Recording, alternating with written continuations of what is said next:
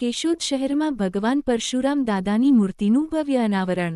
કેશોદ શહેરના શરદચોક વિસ્તારમાં આવેલા વાગેશ્વરી માતાજીના મંદિર નજીક ભગવાન વિષ્ણુના છઠ્ઠા અવતાર જમદગ્નિ ઋષિ અને રેણુકાજીના પુત્ર ભગવાન પરશુરામ દાદાની પૂરા કદની અલૌકિક મૂર્તિનું ભવ્ય અનાવરણ કરવામાં આવ્યું હતું। આ કાર્યક્રમમાં સાંસ્કૃતિક કાર્યક્રમો, સામૂહિક મહાઆરતી તથા બ્રહ્મચોર્યાસી સામૂહિક ભોજનનું આયોજન કરવામાં આવ્યું હતું। સમસ્ત બ્રહ્મ સમાજ કેશોદના પ્રમુખ રાજુભાઈ પંડ્યાની રજૂઆત બાદ કેશોદ નગરપાલિકાના પ્રમુખ મેહુલભાઈ ગોંડલિયા તથા સદસ્યો દ્વારા સર્વસંમતિથી મંજૂરી આપવામાં આવી હતી। અનાવરણ વિધિમાં કેશોદના ધારાસભ્ય દેવાભાઈ માલમ, નગરપાલિકા પ્રમુખ મેહુલભાઈ ગોંડલિયા, પંચાળા સ્વામિનારાયણ મંદિરના કોઠારી સ્વામી ગલચરણદાસજી, સૌરાષ્ટ્ર કચ્છ સમસ્ત બ્રહ્મ સમાજના ટ્રસ્ટી તથા રાષ્ટ્રીય મહામંત્રી મિલનભાઈ શુકલ સહિત અનેક મહાનુભાવો ઉપસ્થિત રહ્યા હતા। કાર્યક્રમમાં કેશોદ શહેરના વિવિધ સમાજોના આગેવાનો, વેપારી એસોસિએશનના હોદ્દેદારો, સામાજિક સંસ્થાઓ, યુવક અને મહિલા મંડળો તથા નગરજનો બહોળી સંખ્યામાં જોડાયા હતા।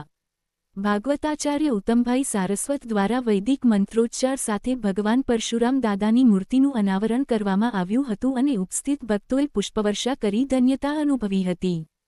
સાંજે સામૂહિક મહાઆરતી તથા ભક્તિ સંધ્યાનું આયોજન કરવામાં આવ્યું હતું, જેમાં સાગરભાઈ રાવલ, અનિતાબેન પ્રજાપતિ સહિત કલાકારો દ્વારા ભક્તિ ગીતો રજૂ કરવામાં આવ્યા હતા।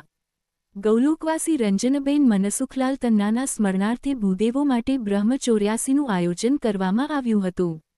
નગરપાલિકા પ્રમુખ મેહુલભાઈ ગોંડલિયા ભગવાન પરશુરામ દાદાની મૂર્તિના મુખ્ય દાતા બન્યા હતા। સમગ્ર કાર્યક્રમનું સંચાલન ડો. ભૂપેન્દ્રભાઈ જોશીએ કર્યું હતું। HX24 ન્યૂઝ ગુજરાતી સાથે બ્યુરો રિપોર્ટ। પરશુરામ દાદા એમની પ્રતિમાનું અનાવરણ, એના આજના કાર્યક્રમની અંદર પધારેલા સર્વે મહેમાનો, આપણા વિસ્તારના ખૂબ લોકલાડીલા ધારાસભ્ય શ્રી અને મારા પરમ સ્નેહી દેવાભાઈ માલમ, જેમના સનિષ્ઠ પ્રયાસો અને સહકારથી કેશોદ શહેરની અંદર સર્વત્ર જાણે કેસરીઓ લહેરાઈ રહ્યો છે એવા અમારા નવયુવાન મેહુલભાઈ ગોંડલિયા, ભારતીય જનતા પાર્ટીના જિલ્લા પ્રમુખ શ્રી ચંદુભાઈ મકવાણા ઉપસ્થિત